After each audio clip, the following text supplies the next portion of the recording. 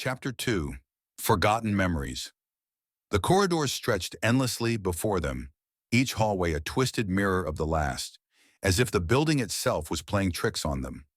Time seemed to lose its meaning as Pink Barrington and Mr. Marionette wandered deeper into the labyrinthine structure.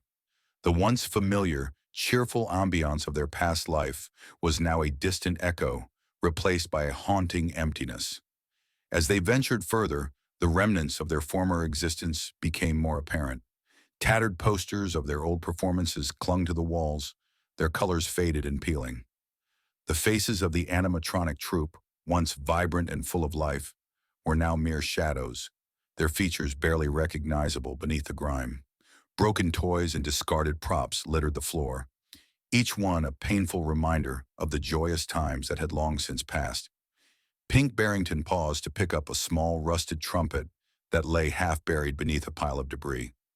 He remembered how the children used to laugh and cheer when he played it, the notes blaring out in a comedic fanfare that never failed to bring smiles. He tried to blow into it now, but only a weak wheezing sound emerged, followed by a puff of dust. He let the trumpet fall from his hand, the clang of metal on the ground echoing through the hall. "I remember when this place was alive," Pink Barrington said, his voice tinged with a sadness that he hadn't felt before. "The laughter, the music, it all seems like a dream now." Mr. Marionette nodded slowly, his strings dragging slightly on the ground as he moved. "I can still hear them sometimes, the children. Their voices echo in my memory, but when I reach out, they're always just out of reach."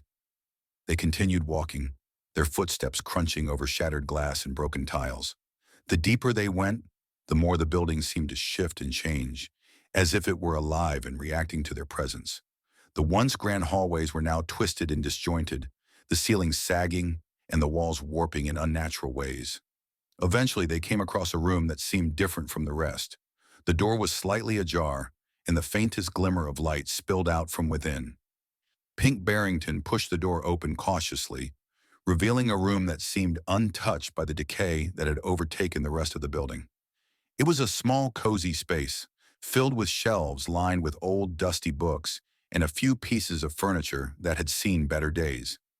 A single chair stood by a window, and a desk with a broken lamp rested against the wall.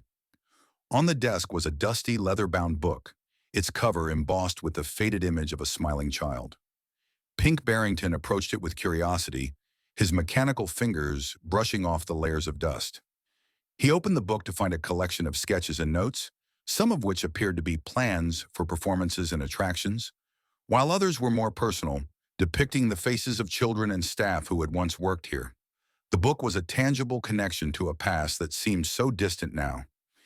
"This must have been someone's private office," Pink Barrington mused. "Maybe they kept this room as a place to remember the good times." Mr. Marionette looked over Pink Barrington's shoulder, his eyes scanning the pages. "It's strange. It feels like we're getting closer to something important." As they continued to explore the room, they found a small compartment hidden in the wall.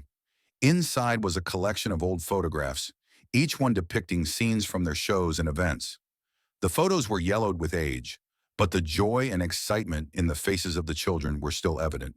Among the photos was a particularly poignant image, a group of children gathered around Pink Barrington and Mr. Marionette, their faces lit up with pure happiness. The sight of it filled Pink Barrington with a deep sense of nostalgia. "I miss this," Pink Barrington said softly. "I miss making people happy."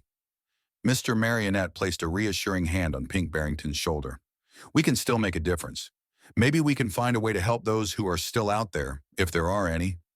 With a renewed sense of purpose, Pink Barrington and Mr. Marionette left the room and continued their journey through the building.